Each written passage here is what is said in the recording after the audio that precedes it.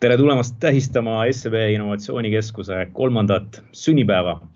Me avasime Innovatsioonikeskuse siin Tornimäe peakontoris 2017 aasta kevadel ja käivitasime kohe ka kasvuprogrammi, millest täna tuleb natuke pikemalt juttu kasvuprogrammi läbinud ettevõtete ja mentoriga. Kokku selle 3 aasta jooksul Innovatsioonikeskust on külastanud üle 10 000 inimese füüsiliselt siin koha peal Tornimäel. Lisaks sellele, et me oleme Tallinnas teinud Innovatsioonikeskuse, oleme teinud ka Riias ja Vilniuses ja täna avame ka Tartus, Tartu Ülikooli Delta majas. Seda saate siin samas streamis kell 13 täna kuulda ja näha, milline Tartu Ülikoolis asuv SEB Innovatsioonikeskus välja hakkab nägema. Ja see keskuse eesmärk on olnud aidata Eesti ettevõtetele olla konkurentsivõimelisem pikas perspektiivis läbi digitaliseerumise, tuues siis startupidele parimat praktikat tegutsevatesse ettevõtetesse. Ehk et me keskendume neile, kellel juba on mingi äri olemas, et aidata neid kaugemale ja kõrgemale ja suuremalt oma asja ehitada. Ja tänane stream koosnebki 3 osast. Esiteks paneel meil 4. Järgmiseks kell 11 räägime ingliskeelse paneeli sellest, kuidas me SEBs oleme grupis kasutanud teenusedisaini põhimõtteid. Meil on Stockholm School of Economicsist lektor ja meie Läti innovatsioonijuht jagamas seda kogemust, mis siis teistes riikides sellist innovatsioonikultuuri juurutada on. Ehk siis 3 asja. Tänane paneel kasvuprogrammiga kell 11 teenusedisainist inglise keeles ja kell 13 Tartu ülekanne Tartu Innovatsioonikeskusest. Aga nüüd minnes kasvuprogrammi juurde, nagu ma ütlesin, see on tehtud selle jaoks, et anda Eesti ettevõtetele konkurentsieelis. See toimub mitu korda aastas. Tänaseks on toimunud seda 7 lendu, kus 10 ettevõtet korraga osalevad lennus ja saavad endale digitaalse kiirenduse. Selle aja jooksul on osalenud üle 120 ettevõtte kasvuprogrammis. Osad neist puhtalt digitaalses programmis, mille me tegime selle jaoks, et kui füüsilist ei ole võimalik inimestel kohal käia, et meil on koos Euroopa Innovatsiooniakadeemiaga arendatud Robomentor, kes suudab ka digitaalset coachimist teha. Ja üle 100 ettevõtte on selle programmi tänaseks lõpetanud, klientidega testinud uusi kontseptsioone ja neid plaani ellu viimas. Et meil ongi siin rõõm tervitada Breden Giitsi asutajat Merle ja Iglucrafti asutaja Priit ning Euroopa Innovatsiooniakadeemia asutaja Alar. Et Priit on meie esimesest lennust, kõige esimesest lennust 3 aastat tagasi. Merle on meie viimasest lennust ja Alar on kogu selle programmi juhtmentor ja võtmeisik olnud. Ma annakski jutujärje kohe alustuseks Alarile, et Euroopa Innovatsiooniakadeemia teeb üle maailma nii noortele kui tegutsevatele ettevõtetele erinevaid innoveerimise programme, et miks see üldse oluline on pöörata tähelepanu sellele, et sellise digitaliseerumise peale mõelda ja muidugi, kui me mõtleme digitaliseerumise peale, meil täna on tööstusettevõtted siin paneelis. Me ei mõtle seda, et me teeme mingit tootmist kuskil natuke nutikamaks, paneme kuskile sensorid külge võib-olla, kuigi see võib-olla on osa sellest, aga me räägime ikkagi ärimudeli digitaliseerimisest, et klientilt saada hoopis teistmoodi raha kätte, hoopis teistsuguste teenuste ja kogemuste eest. Et ma oleks jutujärje alustuseks kiirelt Alarile, et miks see on oluline ja mis põhimõtted selle juures on ja võib-olla miks see eriti praegu just oluline on. No digitaliseerimine iseenesest ongi oluline sellesamal põhjusel, miks SEB kasvuprogramm loodi ja sa ütlesid selle keerulise sõna välja seal ka, et konkurentsieelist saada. Ja kui te seda digitaliseerimist laiemalt mõtlete ka ettevõtted teevad digitaliseerimistegevusi ainult selleks, et oma konkurentidele ninanipsu teha või nad sõna otseses mõttes ära tappa. Ja need ettevõtted, kes selle digitaliseerumisega kaasa ei lähe, need peavad ära surema ja neil mingit muud võimalust ei olegi, kui ainult surra sellepärast, nagu sa ütlesid, et digitaliseerimine lihtsalt pakub klientidele palju paremat kogemust toodete teenuste tarbimisel. Ja teiselt poolt siis, kui me räägime digitaalsest ettevõttest, kes teeb digitaalselt näiteks marketingi või organiseerib müüki digitaalselt või teeb muid asju digitaalselt ja andmete põhjal, siis nemad lihtsalt ettevõtetena käituvad, nagu sa ütlesid, nende konkurentsieelis on suurem ja nad käituvad sõna otseses mõttes paremini ja suudavad kasvada ja kasumit teha paremini. Selle digitaliseerimine teema on muidugi, sa küsisid, et kuidas ta praegu sellises pandeemia ajastul nagu kõlab ja ütleme, praegu see on läinud selliseks nagu paaniliseks teemaks sellepärast, et need ettevõtted, kes avastasid, et neil pole digitaalset teeninduskanalit või ostukanalit, need said kohe aru, et hapnik saab otsa ja ega väga pikalt üldse nagu jätkata ei saa. Aga mis ma tegelikult tahaks välja tuua, ega see digitaliseerimine on ju olnud umbes 20 aastat see teema. Ja 20 aastat, kui me vaatame need digitaalmasterid nagu Amazon ja Google ja teised, kes umbes 20 aastat tagasi alustasid või isegi Uber 10 aastat tagasi alustasid, täna me näeme, et nemad ongi need uued turutegijad, nemad omavadki neid turgusid oma spetsiifilistes valdkondades. Ja need ettevõtted, kes müüsid seal raamatuid ikkagi raamatupoodides, vedasid suurte autodega suurtesse majadesse neid raamatuid ja lootsid, et inimesed tulevad neid ostma või need siis, kelle taksod, sajad ja tuhanded taksod istuvad kuskil lennujaama ees ja kogu töö ongi ainult oodata seal klienti, eks ju. Ja siis võib-olla 1-2 klienti saada ja nende pealt ka sellist niukest nagu vale teenistust teenida. Need kõik järjest siis surid. Aga et jah, et see 20 aastat on tegelikult see protsess juba käinud. Lihtsalt nüüd viimasel ajal, kui pandeemia peale tuli, siis see läks väga paaniliseks, sest siis lõpetati ikkagi paljude ettevõtete elu ära, kes siiamaani veel ei olnud sellest aru saanud. Aga selle digitaliseerimise juures mul on üks alati tore teema, et kui ettevõtjad selle programmi läbi teevad ja esialgu mõtlevad, et okei, mida me siis võiksime digitaliseerida, siis see on selline hea ravikuur.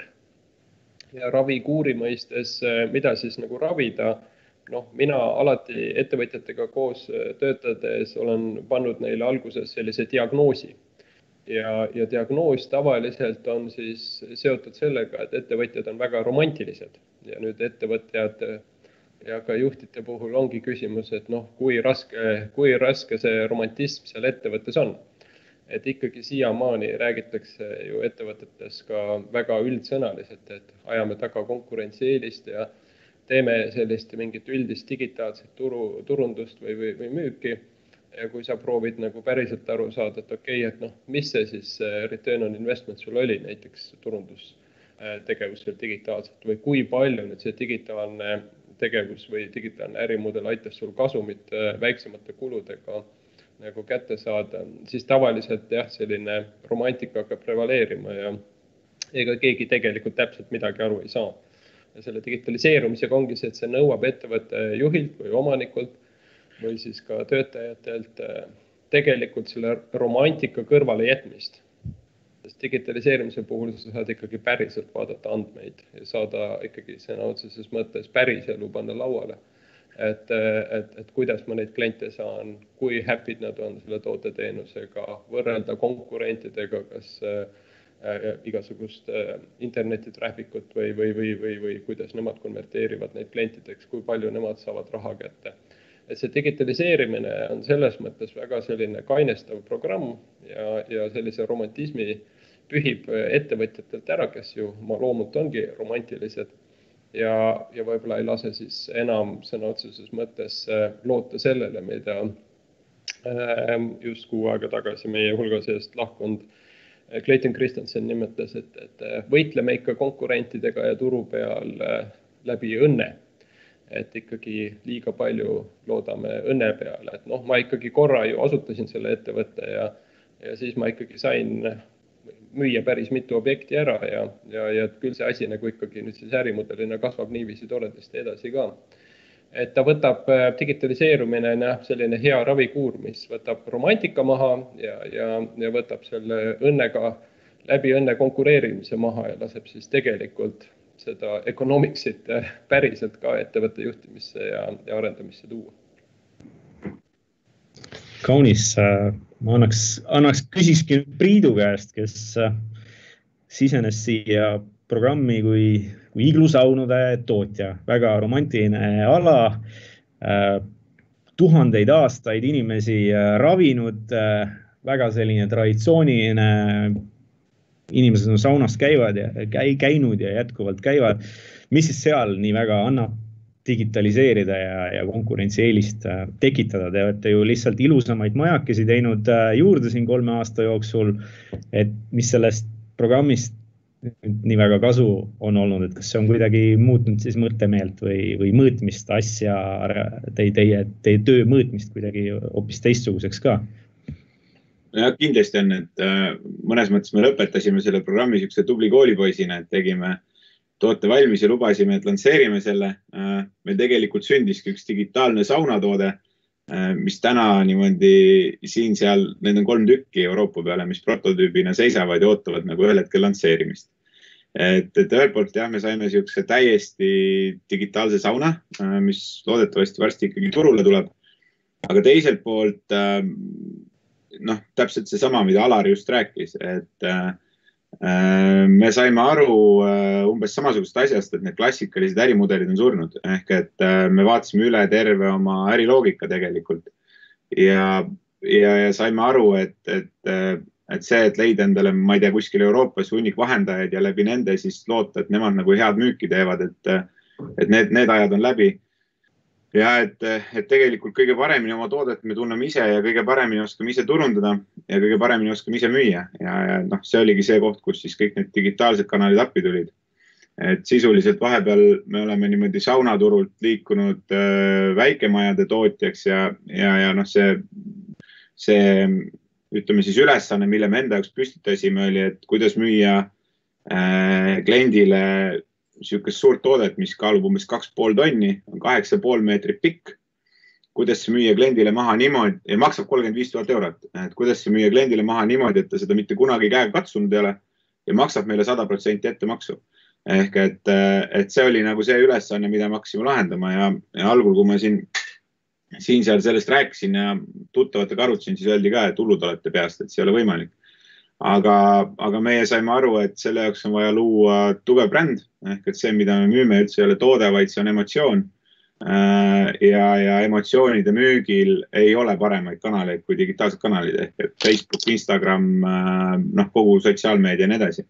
Ja tegelikult ma arvan, et see kasvuprogrammi võib-olla tulemus nagu oligi see, et me hakkasime kuidagi julgemalt mõtlema, et just see sama ülesanne endale püstitada ja selle pealt nagu minema hakata.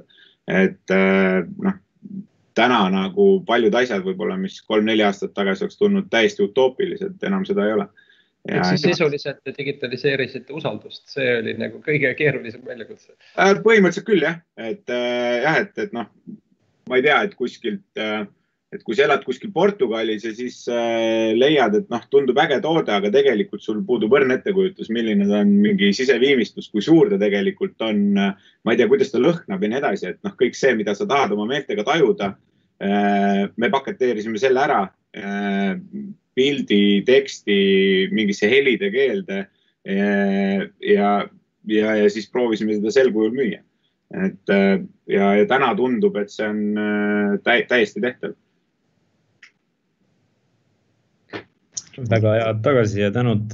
Ma näen, et sul on saunas istudes on Bredenkiitsi sauna müts peas. Annaks jutujärje Merlele, et teie neid legendaarseid mütse toodate.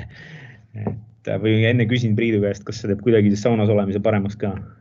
Pigem oli mõte selles jällegi, et kõik digitaalsed kanalid tuleb ära kasutada, kuna ma suur Bredeni fänn olen, siis ma otsustasin selle mütsi pähe panna. Ja et kõik, kes vaatavad, saavad ka teada, et see on hea müts. Ja kui me enne Merlega arutasime, siis miks mitte neid saunas kasutada, et ma usun, et see täiesti töötaks, nii et siit saab uue turuniši.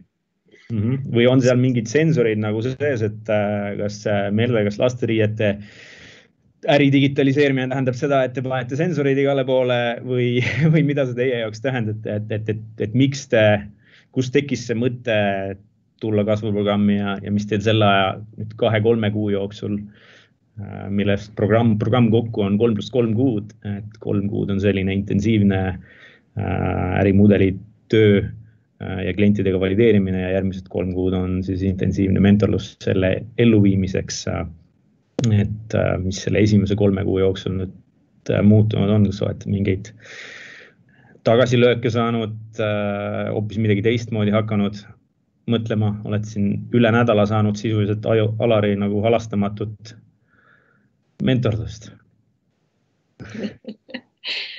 Ja, tere kõigile minu poolt ka. Miks me otsustasime selle programmiga liituda? Tegelikult selline tunne oli kogu aeg, et mis kogu aeg viimasel ajal rohkem, et miskit on justkui nagu valesti. Ja endal tegelikult nagu üritasid neid siis sümptomeid kogu aeg siis nagu vaigistada, võtsid seda valuvaigistit, aga tegelikult nagu see oli ainult ajutine. Ja nagu tavapäraselt ikka on ju, et kui kasum ja käive teevad trikke ja siis pannakse müük ja turundusteroidide peale on ju. Et siis kuidagi jah, see programm tuli väga õigel ajal ja see mentorlus ja kogu see ärimudeli nii-öelda juppideks võtmine. Et tegelikult tuli väga kiiresti üsna pea nagu see arusaam kõigepealt, et kuulge, et müügi ja turunduse siin steroidide peale, mis ei ole nagu kasu, vaid me peame nagu vaatama, mis sul ärimudelil nüüd lahti on, et me oleme sellest nagu väga hullult välja kasvanud. Ja tegelikult tekkis selle programmi jooksul ka teadmine ja arusaam ja oskus, kuidas ärimudelit üldse hinnata. Et mitte, et seda ei ole võimalik nagu ise omal käel ka studeerida, aga sul ikkagi on kõrval teised ettevõtted ja inimene, kes sind mentordab ja vahel pehmemalt, vahel karmimalt suunab, siis selles mõttes on ikkagi hoopis teine nagu väärtus. Ja muidugi üks oluline osa on see, et mis seal salata, palju lihtsam on ju iga päev siis seda to-do'd teha ja reageerida, aga see programm paneb heas mõttes, kohustab sind mõtlema asjadele ja analüüsima strateegilisel tasandil teemasid, mida sa võib-olla igapäevaselt ei tee. Just meie suurusettevõtte ka, me oleme 5 aastat vana, on ju, et me oleme ikkagi täitsa beebi alles, selles mõttes õpime siin korralikult käima ja jooksma.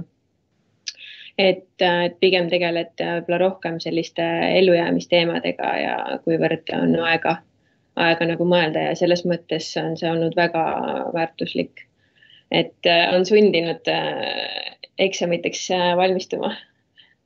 Kas mingid konkreetsed muutused juba, mis te olete teinud, sa ütlesid ärimudeli redisainis selle viimase 3 kuu jooksul, mingit tüüpi nagu edasimüüjate temaatika ära lõpetanud või?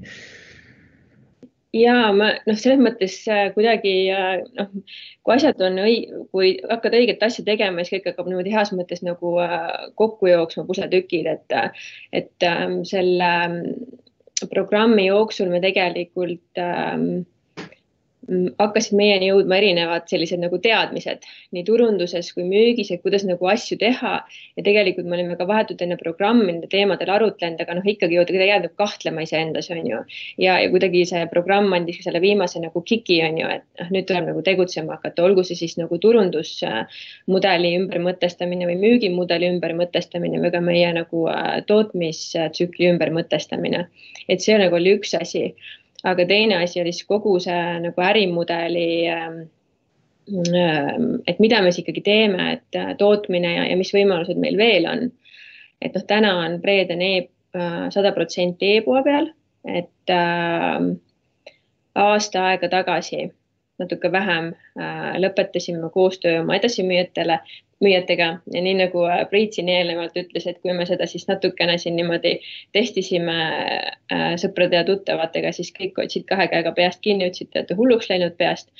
et meil olid päris tugevad partnerid, aga kes justkui võiks nagu pakkuda seda kindlustunnet rahavoogude mõttes ja käibe mõttes. Aga tegelikult, kui lähed ja vaatad numbritesse reaalselt sisse ja paned siis sinna kõrvale ettevõtte nagu eesmärgid, et ja meie puhul just siis see paindlikkus ja siis selle tootmistsükli võimalikult lühikeseks tegemine, et reivatööstuse tootmistsükkel on väga-väga pikk ühe kollektsiooni või hooaja tootmine, et meie eesmärk oli see võimalikult lühikeseks ja paindlikuks saada, siis edasimüüjad kuidagi seda ei toetanud ühest küljest ja teisest küljest seesama kliendivaade, mida Priit ka siin avas, on tegelikult see, et klient tuli ikkagi päeva lõpuks meilt nõu küsima. Ta läks võib-olla ostis selle edasimüüja käest, ostis ka meie e-poest, aga päeva lõpuks ta ikkagi tuli meie käest küsima nõu ja me saime tegelikult aru, et parimad nõuandjad oleme me ise. Me ei saa eeldada ja oodata, et klienditeenindaja seal poes suudab selle toote vajaduse ja valu seal niimoodi edasi anda. Et ikkagi hoida ja hoolitseda selle kliendi eest vahetult, olles ise lõppkliendile müüa, oli meie jaoks tundus kõige õigem ja numbrid toetasid seda loogikat, mängisime läbi selle ja tegelikult paari kuu pärast me nägime, kuidas see rahavoo loogika hakkas hoopis teistpidi käima, et hästi kiiresti tegelikult tuli tulemus.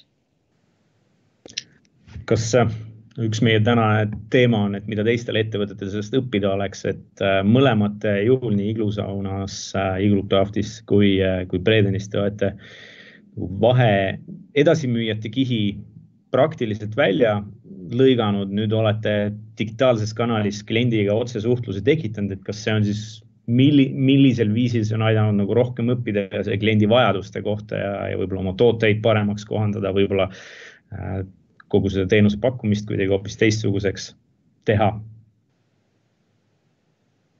See, mis me oleme nagu kõige rohkem õppinud või millest me aru oleme saanud, et tegelikult klient ei osta mitte kunagi ühtegi asja ratsionaalsetel alustel, et ostab alati emotsionaalsetel alustel. Ehk et piltlikult öeldes, et ma ei tea, kui me sellest saunast räägime, et sa võid minna täna osta kust iganes endale 3000 euroga sauna, ehk et millel on sama funktsionaalsus, seal on kerise, ta läheb soojaks ja laval saab istuda ja nii edasi. Mis see põhjus on, miks sa peaksid siis ostma 13 000 eurot maksva sauna, et see ei ole mitte kuskilt otsast ratsionaalne. Ehk et minu arust nagu see on nagu kõige tugevam koht, millest tuleb aru saada ja neid konkureerivaid tooteid on nagu nii metsikult palju, aga see, et investeerida tugevasse brändi ja proovida kliendile müüa emotsionaalseid väärtusi, siis emotsionaalne väärtus on selline asi, millel otseselt ei olegi võimalik nagu hinnalipikut külge panna. Ja teine pool, mis veel, et kui nagu see klassikaline, ütleme, siuke turundusstrateegia ütleb ikkagi seda, et võta mingi toode ja siis võta potentsiaalne sihtturg ja tee seal turu-uuring ja vaata, mis konkurendid teevad ja mis hinnaga müüvad ja siis proovi oma toode muuta sarnaseks ja seda samamoodi hinnastada ja leida neid eeliseid, et meie läksime nagu risti vastupidi või ujusime nagu vastuvoolu selles mõttes, et me mõtlesime, et kui me teeme toote, mis meile meeldib, ja kui me seome talle külge mingisugused emotsionaalsed väärtused, mis meile meeldivad, siis võiks eeldada, et maailmas elab 9 miljardi inimese hulgas on veel inimesi, kes väärtustavad täpselt samasuguseid asju. Ja ainus ülesanne, mis meile tekkis, oli see, et need inimesed üles leida. Ja see on jällegi koht, kus tulevad digitaalsed kanalid appi.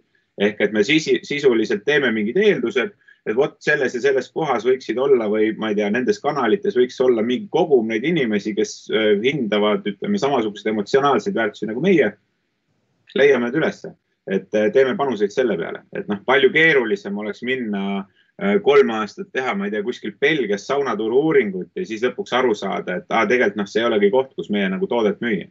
Palju lihtsam on mõelda, et äkki Belgias on 10 siukest tüüpi, kes mõtlevad ka, et vot nende jaoks ajavõtmine on oluline asi ja selle eest nad on nõus raha maksma.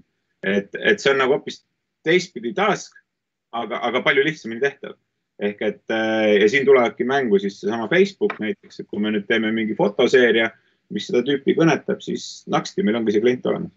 Siin see on väga hea näide nagu numbrites ka, et 3000 on emotsioonitu saun ehk toode ja te tahtsite müüa 13 000 ehk siis 10, kuidas panna 10 000 euro eest tootesse emotsiooni.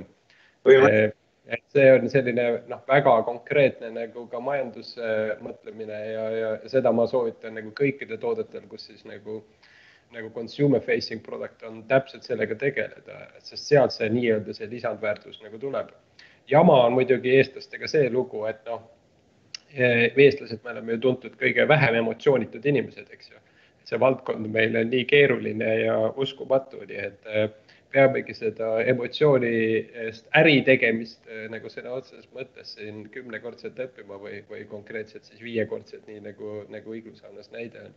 Et see emotsioonide müük seal sees ka muuseas usalduseks, et see on nagu väga ilus number niiviisi, mida enda jaoks ka ambitsiooni eesmärgistada. Rääkis. Just. Ei, sorry, Merle. Ja tahtsin siia võib-olla veel lisada ka seda õppimiskohta veel see kliendi nagu tundma õppimist seisukohalt, et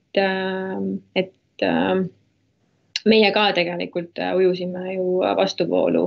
Enamus tootjaid tegelikult tänapäeval ikkagi läheb sinna B2B-sse ja B2C on siuke nice to have siin kõrval on ju. Ehk et e-poe siis oma e-poes otse kliendile müüa, et kuidagi lihtsam on otsida seda agenti justkui ja kuidagi kindlam on ju, et saad kohe suured kaubamajad selja taha ja suured kogused välja müüa. Aga tegelikult täpselt sa ei õpi niimoodi kliendi kohta mitte midagi. Et kui sa aga suudad luua brändi ja sinna kõrvale siis selle community ehk et sa suudad kliendile näidata, et sa tõesti nagu hoolid ja sa tahad tema tagasisidet kuulda ja sa tahad tema elu paremaks muuta. Et meil on selles mõttes jah, emotsioon küll, aga tegelikult meil on hästi tugev nagu valupõhine teema, et tegelikult tooted, mida me täna kliendile müüme, reaalselt lahendavad kliendil siis seda hirmu, et mu laps jääb haigeks või tal on külm või tal on ebamugav.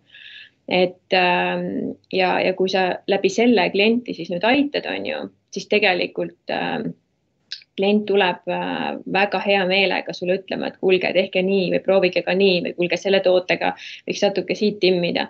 Et muidugi seal tuleb aru saada, et iga ütlemise peale ei tasu kohe nagu tootearendusosakonda joosta, on ju.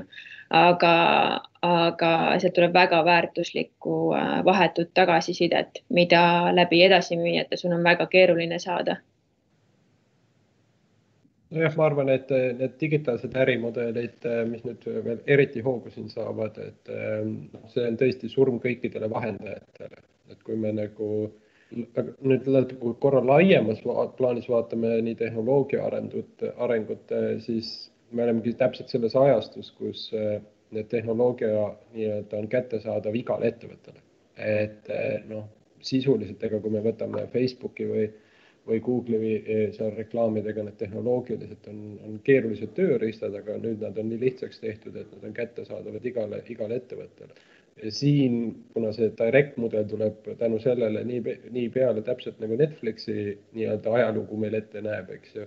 Pole vaja seal vahendajad või me võimegi Californiast saata sõna otseses mõttes siia Eestisse seda contenti ja kõik vaatavad ja maksavad raha selle eest.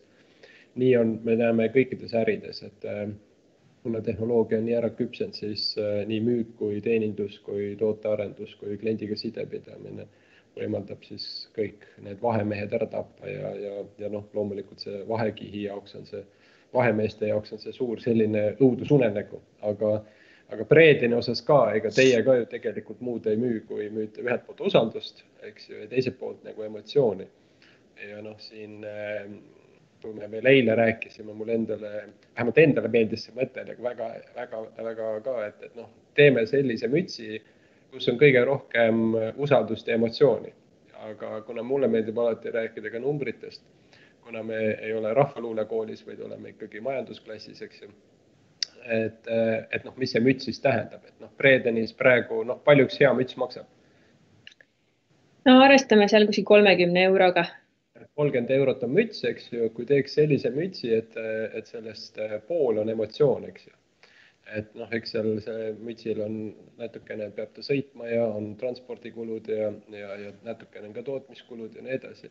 Aga kui paneks niiviisi sinna sisse, et see 15 eurot seal oleks emotsioon ja nüüd ongi väga praktiline küsimus, et kui nad ostavad emotsiooni ja usaldust, mida nad siis tegelikult selle 15 euro eest peaksid nagu ostma, mis need tegevused on.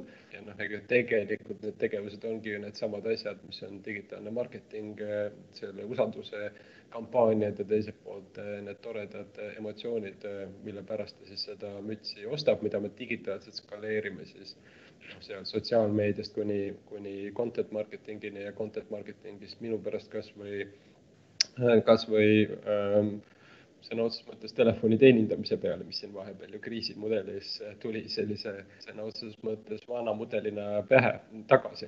Mul oli endal siin üleeile oli tore lugu, helistas selline vanem proua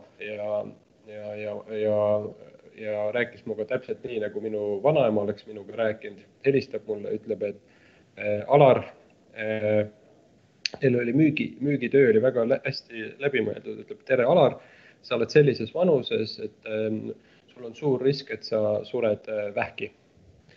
Ja mina nagu jäin kuulama, kui vanaema nii ütleb, siis tuleb ju kuulata, ütlesin, et ma olen nõus, et mis siis saab. Aga meil on teile 35 euroga, sama nii nagu preedine müts, eks ju. 35 euroga saadame teile testi, saate teha testi, et kuidas selle suremisega siis konkreetselt on. Ja kohe lisas ka juurde, et raha ei pea maksma, et kui testi teete ära, siis kannate selle raha ise üle. Ja niiviisi see vanamemm suutis mulle selle testi nagu ära müüa, mul oli väga põnev, ma tahtsin näha, kuidas nad selle deliveriga siis hakkama saavad. Ja sõna otseses mõttes kogu see usalduse pool siis backiti sinna kõrvale selle koduleheküllega, digitaalse tootetega, Facebooki sharing utega ja experience idega, nii et mul ei tekkinud ka sealt poolt mingisugust hirmu ja muret. Ehk siis, kui ma tahtsin sinna ka nagu jõuda, et kui nüüd see emotsioon oleks ära arvutatud, mis see mütsi sees on, ja nüüd see tegevuste komplekt, digitaalsete tegevuste komplekt oleks selge, mida sinna 15 euro eest tuleks panna, et see 30 euro eest saaks nagu maha müüa, siis me saamegi selle digitaalselt skaleeritava toote, millest me palju oleme rääkinud ja konkreetselt siin müts, aga siin ei tasuks nagu ära unustada ikkagi ühte asja, mis on see nii-öelda müügiskaleeritus. Et ütleme, äri eesmärk oleks ikkagi müüa ühetaoliseid tooteid, eks ju, hästi palju. Ja see teema võib-olla on oluline ka siin võib-olla käsitleda, et kui sa tahad nagu kasvada, eks ju, siis sa tegelikult ju, sa ei saa agressiivselt oodata klienti. Et sa pead ikkagi minema ise ka sõna otseses mõttes aktiivselt kliendi juurde ja proovima talle seda suhet müüa, kus on usaldus ja emotsioon ja teiselt poolt siis seda ostu ka nagu kätte saada.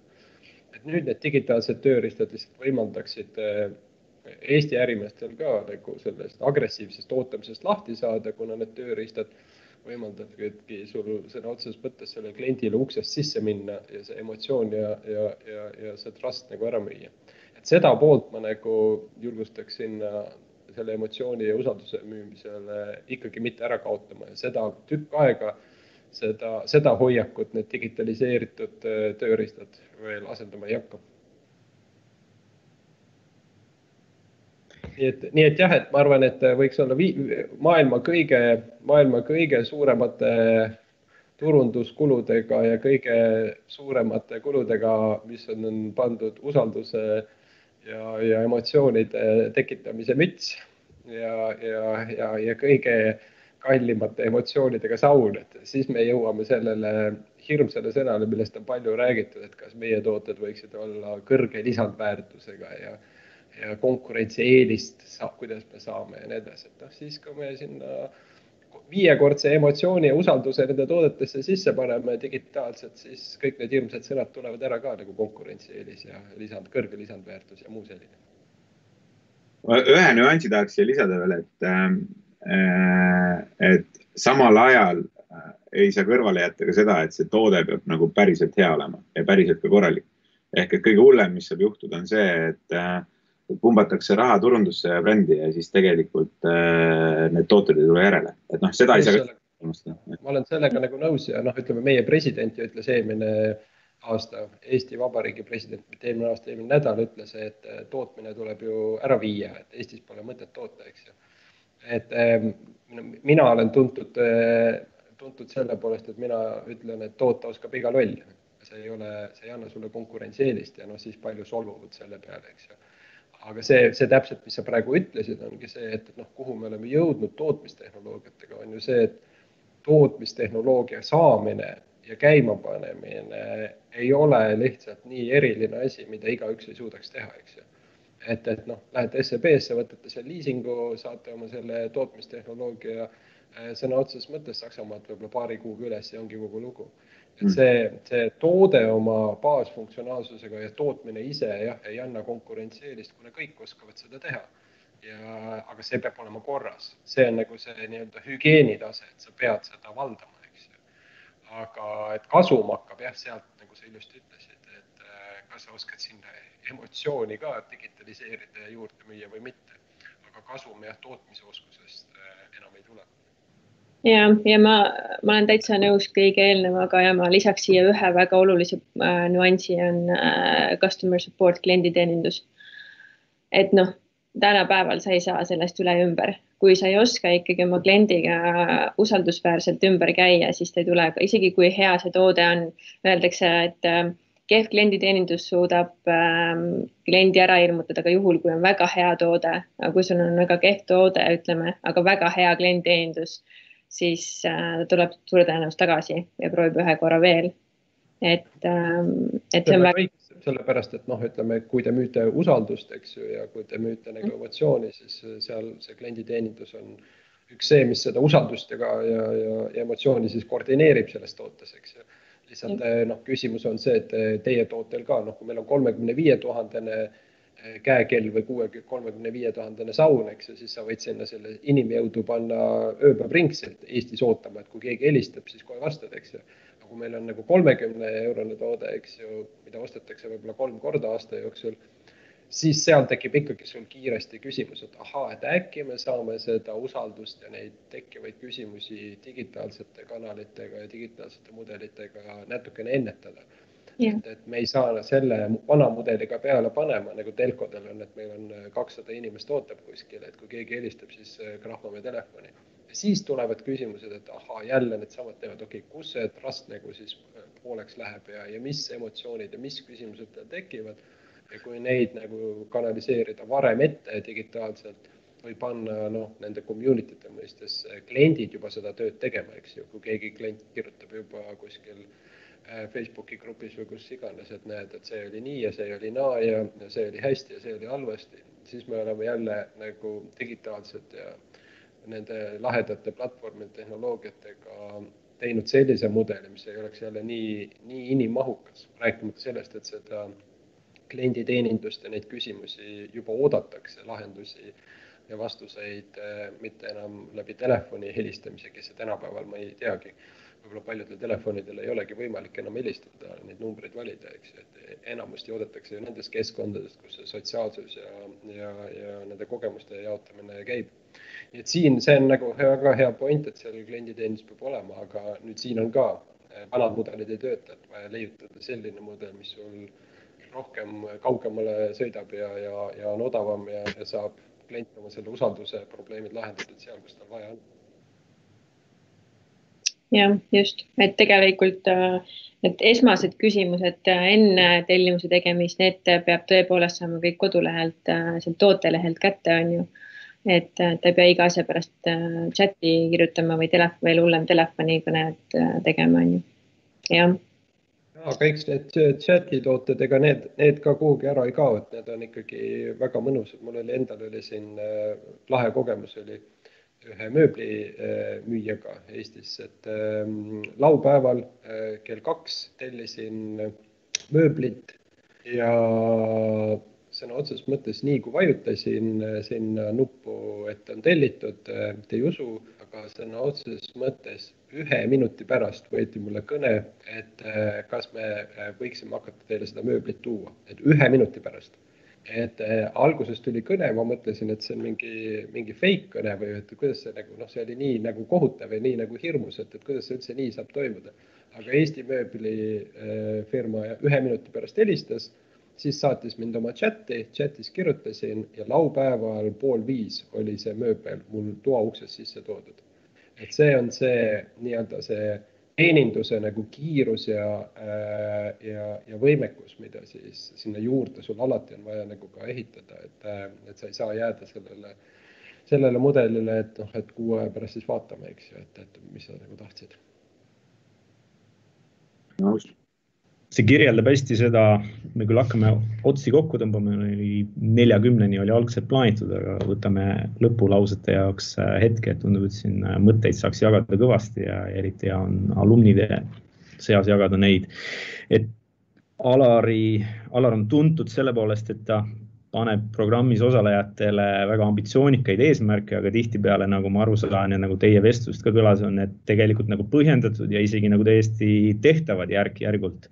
Et see kõik on loogiline, mis sest, kui alguses on selline nii-öelda piinarikas natukene moment, siis hiljem tänu sellele mugavustsoonist väljavõtmisele see muutus hakkabki tulema, et kas Priit ja Merle, et kas ma olen õigesti aru saanud, et see Siin ma pean siin natuke parandama, et mina ei pane ambitsioonikaid eesmärke, et ettevõtjad ikka panevad ise endale need ambitsioonikaid eesmärgid, et mina seda konkreetselt ei tee. Aga sellest me ikka räägime, et alla 100 miljoni äri ei ole mõtet üldse teha. Ja, see on nagu latt lihtsalt, et lati alt läbi ei jookseks, et seda küll, aga eesmärgid ja ambitsioonika panevad ettevõtjad ise, mina seda ju ei saa teha. Õige, Priit Merle, kuidas seda kommenteerite? Ma mäletan, et Alar küsis algul, et palju te käivet tahate teha, siis ma ütlesin, et ühel päeval võiks 5 miljonit jälle, siis ta ütles, et kuule, et siis võid ära minna siit, et tegelikult ikkagi, see number, kas oli 100 või oli isegi 200 miljonit, mis tegelikult olema peaks? 100.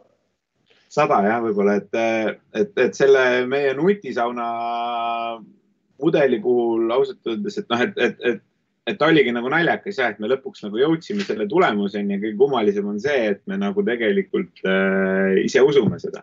Ja kui toopäev, ma mäletan, sina vist helistasid, et kuule, et teeme selle seminari siin, siis ma hakkasin jälle mõtlema selle teema peale, et mis see kuramuse põhjus on, et me ikkagi tegelikult ei ole nagu seda lõpuni viinud.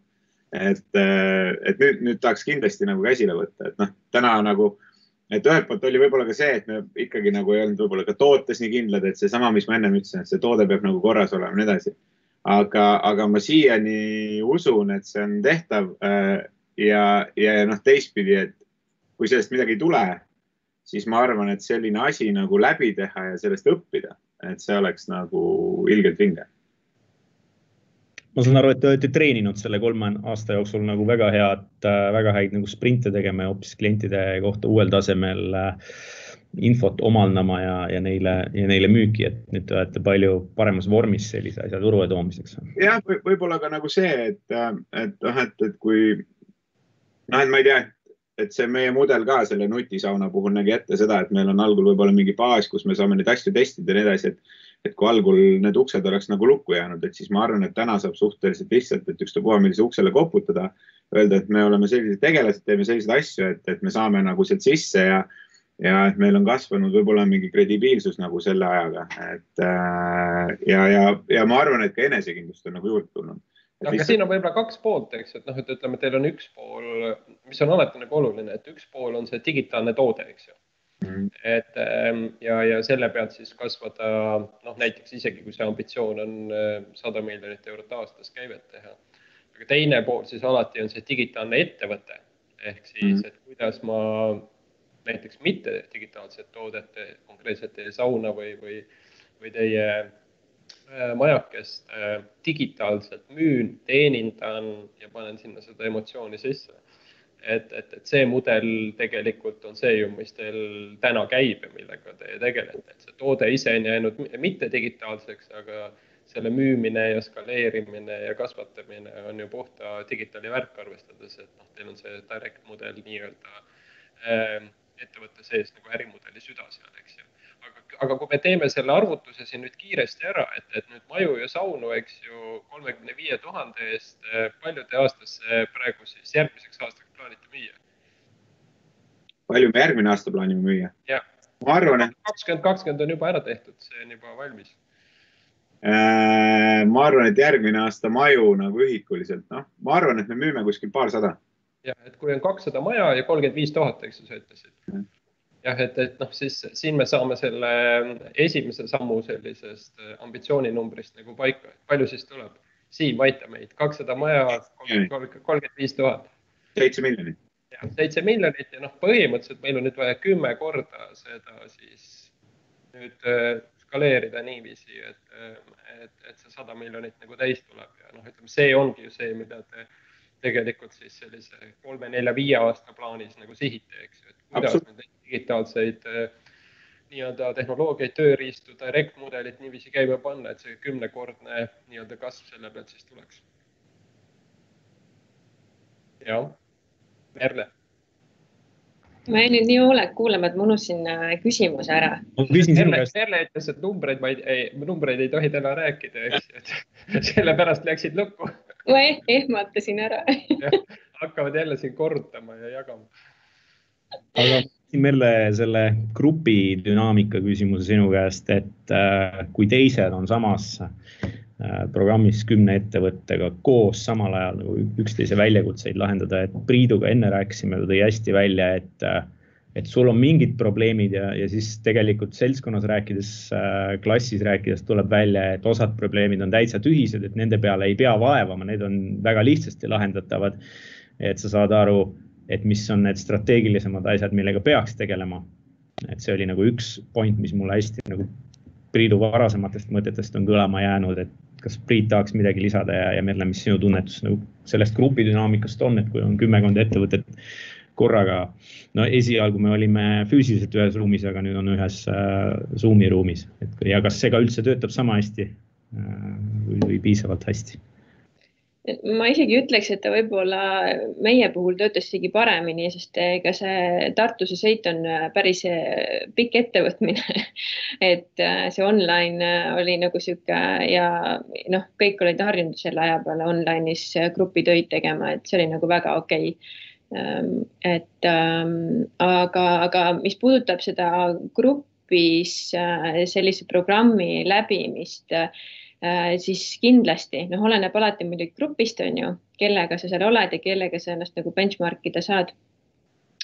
Aga kindlasti ta annab selle teise siis valdkonna väljakutsete, paned nagu enda konteksti, et avardab seda maailmapilti ja maailmavaadet, et mis need väljakutsed on ja kui sa kuuled teiste analüüse kõrvalt ja siis sa alati ju kõrvutad enda kontekstiga seda. Et pigem ju ongi niimoodi, et kui sa hakkad otsima innovatsiooni enda valdkonna, siis vaata, mis teistes valdkondades nagu tehakse, on ju. Et mitte ära vaata nagu samas valdkonnas võib-olla nii palju ringi.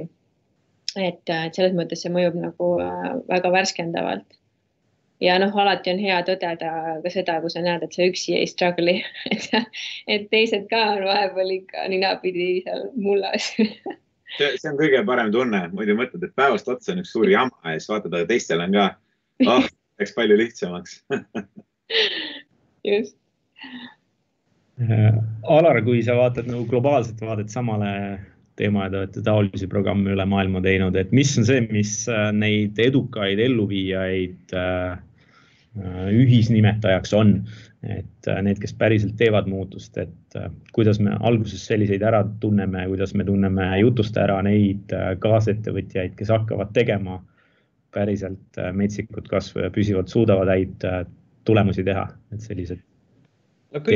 Kõige parem on sisuliselt ikkagi eduks võimalus nendele ettevõtetele, kellel on väga-väga-väga valus. Et seda me oleme nagu näinud, et need, kellel ikkagi on surm silme ees ja on näha, et see vana ärimudel ei pea aastaid vastu, vaid loetakse, et kas ta nüüd siis 8 või 10 kuud nagu peavad vastu. Nendel on olnud see motivatsioon ja soov, nii nagu mõnel startupil, eks ju, ilma igasuguste trilla-trallata ikkagi sõna otseses mõttes kiiresti uueks eluks vormida. Selle digitaalse äri nii-öelda elu käima panemine on ju tegelikult raske, sest ta on ikkagi teistmoodi. Nii et need kõik, kellel on surm silme ees, on olnud edukad. Ja need, kellel ikkagi mingisugused numbrid lasevad veel natukene nii-öelda rahulikumat asja võtta, need ei ole ka nii palju commitment'i sinna nendesse projektidesse pannud.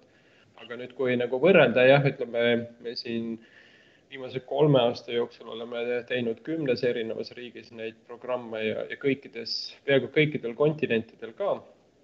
Et siis, kui nüüd eestlasi võrrelda, siis üks väga põnev teema on nende digitaliseerimise programmidel, et eestlastel on selline digitaalne naivism on hästi tugev, et hästi naiivsed.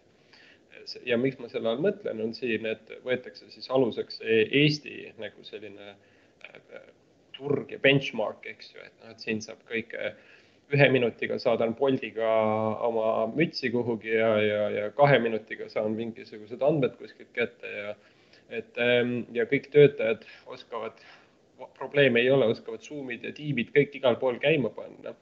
Et see on nagu väga naiivne arvata, et me siis sellises keskkonnas, nagu me ise siin toimetame, et need keskkonnad ka teistel turgudel nii on. Et see on nagu, mis väga palju nagu, eristab meie tegemisi, et me oleme liiga usklikud, digiusklikud siin ja siis arvavad, et teised on samad usku. Et sellist naivismi ei tohi teha, et nii kui panen teid kas või Saksamaa turule, kui te teate, mis COVID-i ajal juhtus, 3 Saksamaa erinevates piirkondades internet lülitati välja, sest internet ei pidanud vastu sõna otseses mõttes.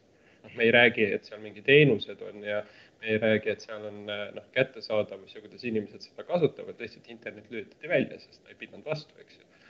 Et seda erinevuste puhul siis et ärge olge naiivsed, ärge olge diginaiivsed, et kõik on nii hästi nagu meil siin Eestis, et nii kui mujale turgudele lähete müüma, siis vaadake ikkagi, kuidas seal digielu on.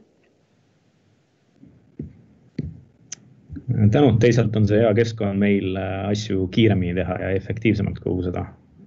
Seda küll aga samas ütleme, selle pealt õppida liiga palju ei ole, eks ju, et Eesti turg tõesti on ikkagi nii väike turg, et selle pealt seda 100 miljonit käivet ei tee, selle pealt seda suurt emotsiooni ja trusti müüki ei tee, et me oleme kogu aeg ju tuntud nagu eksportriigina, me peame leidma neid turge, kus me digitaalse mudeliga saame toimetada, eks ju, ja see on ka suur nagu väljakutse, et mis turg siis on, kus me digitaalselt nagu direct mudelina saame nagu toimetada, et see on nagu uus kompetents, mida ettevõtted siis peavad endale nagu selgeks tegema, eks ju. Nii et siia selle Eesti turu peale me kahjuks liiga palju loota ei peaks. Välja arvatud oluline fakt, eks ju, et kui me COVID-it vaatame, siis meil on surnud 1 miljoni kohta 50 inimest ära. Itaalias on 1 miljoni inimese kohta 500 ära surnud, et see on see 10x vahe seal. Et selles mõistes me oleme teinud õigemini ja paremini asju ja targemalt asju oma digitaalsete toimetamiste ja väheste emotsioonide vajadustega võib-olla ei ole nii palju ninapidi ka tahtnud üksteisega kokku saada, aga muus osas see meid liiga palju ei aita, et me siin ise nii kõvad tiigrid ja IT-tegelased oleme. Tänud, ma võtaks kokku umbes 7 lausega seni kuuldud. Et kui kellelgi jäi veel midagi olulisemat lisamata, saab chip innaga. Et esimeseks, et kui paistab surm silme ees, siis see on tegelikult parim kiirendus progressiks. Et selline huvitav takeaway, mis on õppetunniks tänasest. Et kui on keeruline, siis see tähendab, et tegelikult on hea aeg õppida ja hakata midagi teistmoodi tegema. Üks asi, mida teistmoodi teha, nagu Priit tõi välja, emotsioonide müük digitaalses kanalis, kuidas sa suudad 2-tonnise toote, 35 000 eurose toote teha selliseks, mis muidu on nagu kõnetab kõiki su meeli alates lõhnast ja tundmisest ja nii edasi. Et kuidas see kogu emotsioon digitaalsesse kanalisse viia, see on täiesti tehtav. Samas aitavad digitaalsed ärimudelid tappa ära vahendajad või lihtsalt sellega kaasneb suurem vahendajatele. Sest kui me võtame selle kliendi suhte otse enda kätte, siis me õpime klientide kohta kõige rohkem, et me suudame oma brändi ja community't paremini üles ehitada, seda tagasisidet kuulata paremini ja kliendi ja lõppkokkuvõttes väärtuslikuma toote tuua. Lisaks siis digitaalse ambitsiooni kasvatamine nii kõrgeks, et et mis oleks, kui maailma kõige kallim saun on iglusaun ja maailma kõige kallim müts on Bredeni müts või vähemalt mõtteliselt kõige suuremate sellise turunduse brändingu kuludega ja mitte ainult sellest, et kulutame raha reklaami peale, vaid õpime läbi digikanalite selle, et kuidas päriselt selliste klientideni jõuda ja kuidas neid järgnevate toodetega kõnetada. Et see on minu meelest ilus mõte, mis saab tänasest kõlama jääda ja võtta võimalust grupiga koos neid asju teiste ettevõtjatega koos ellu viia, kellel on sarnased väljakutsed, saada aru, millele peab keskenduma, et leiad oma aja strateegiliste asjade jaoks. Kas ma sain õigesti aru sellest praeguses kokkuvõttes? See oli hea kokkuvõte ja siin Priit on juba Beckami pannud oma sauna seal ostma ja igistama. Mina esitan siit väljakutse Merlele, et isiklikult ma tahaks näha Scarlett Johansson kannaks Bredeni mütsi, siis ma olen rahul, et sa oled selles lennus teinud sama, mida tegi Priit. Et see väljakutse on siin kõigi ees esitatud ja sellest kuidagi loobuda ei tahaks. No jah, võtan vastu, mis ma siin avalikult muud öelda saan. Väga hea. Priidu iglusauna David Beckhami postitus on David Beckham Instagramis saanud üle 800 000 laigi, mis muidu oleks maksnud 100 000 eurosid, et seda posti saada. See ongi see, kus me seda emotsiooni ja seda kalleid tooted taga ajame. Mul on üks mõte siia veel juurde, et meie need paljud kuulajad, kes siin on, ikkagi paljud ettevõtted ikkagi jätkuvalt mõtlevad sellele, et mis asja nad nüüd räägivad, mingi usaldus ja digitaliseerida emotsioon, see tundub siuke täiesti mingi Netflixi sürrealistlik mingisugune seriaal, eks siin. Ja ma rääkisin oma vanaemaga ka, mu vanaema küsis, et millega sa tegeled, ma ütlesin vanaemale, et me teeme projekte, kus me siis digitaliseerime seal erinevaid asju, siis vanaema läks mu ema juurde, ütles, et nii kahju, et tütrepoeg on töötu. Et ei olegi korralikku ametit. Et see, ma arvan, enamus ettevõtetele tulebki üllatavalt, et oh my god, et see usalduse emotsioonidesse digitaliseerimine ja sealt siis müükide ja kasumi kasvatamine, et pagan küll, see ongi see uus normaalsus, eks, aga kuidas me sellega hakkama saame on muidugi keeruline, sest ma ei tea, äkki Merlel seal Bredeni Kiitsis juba on mingi Chief Emotion Officer või äkki on Priidul juba seal Chief Trust Officerid juba olemas, eks, aga meil pole ei ametikohti ega kogemusi, et see ongi see, mida me kõik alles looma hakkame. Merle, ma võin selle Scarletti pildi sulle ka saata, kus tal üks müts on peas, et sealt saad vaadata, kuidas see võiks jääda. Muidugi ei saa ütlemata jätta, et jube äge oleks näha ikkagi Davidit selle Bredeni Merino hallimütsiga seal sauna ees, et äkki müüks talle veel midagi juurde. Ei, see on vale product market fit, et nagu sa ise ütlesid, et nad ei pane mütse pähe, vaata. Product market fit on alati väga oluline, et britid nad ei pane mütse pähe, nad ei pane särke selga, nad käivad ju paljad siis ka on, kui on -5, eks ju, kogu aeg on tatised ja nohused, aga mingid mütsi nad pähe. Tuleb ikka otsida seal see turg, kus mütsi pähe panemine on in ja ütleme sellised rockarid ja räpparid, nii nagu siin Priit välja näeb, on tugevama product market fitiga mütsi kandmisel kui need britid, et jalgpallurid ammugi mitte. Poolest võib krossi teha, et me võime nad saunadega kaasa panna. Mine tea, võib-olla meil on veel siukseid salapäraseid kliente ja pärast panevadki pildid endast üles. No võt, pärast räägime, saab läbi juba ka või? Ja Priit, mis meile pakkumine on tänastele kuulajatele, et kui tellid sauna, siis mitu mütsi kaasa saad ja võib-olla veel mingi kommi? No Bredeni mütsid võiks ju kindlasti kätte saada, et vastavalt sellele palju inimesi sauna mahub, et vastavalt sellele tulevad Bredeni mütsid kaasa. No võt, väga äge. Kõlab hästi ja sarnaseid meie kõiki kasuprogrammi videoid saab alati järelvaadata Facebookist, me teeme üldiselt nendest laivid ka ja SEB Eesti Facebooki kanalil on ka senised Alari loengud, sellised praktilised loengud, näha, kuidas Eesti ettevõtetega reaalselt ambitsioon tõuseb, mis mõtted on reaalselt sellise digitaalse äri, emotsiooni äri tegemise jaoks. Ja nüüd meie live ongi jõudnud sinnamaani, et meil on siin aeg otsad kokku tõmmata ja järgmiseks anda jutujärgi üle meie teenuse disaini striimile seda korda inglise keeles, mida juhib meie innovatsioonikeskuse juht Anette Ustal ja tänud Alarile, Merlele ja Priidule siinkohal ja kohtume järgmistes kanalites.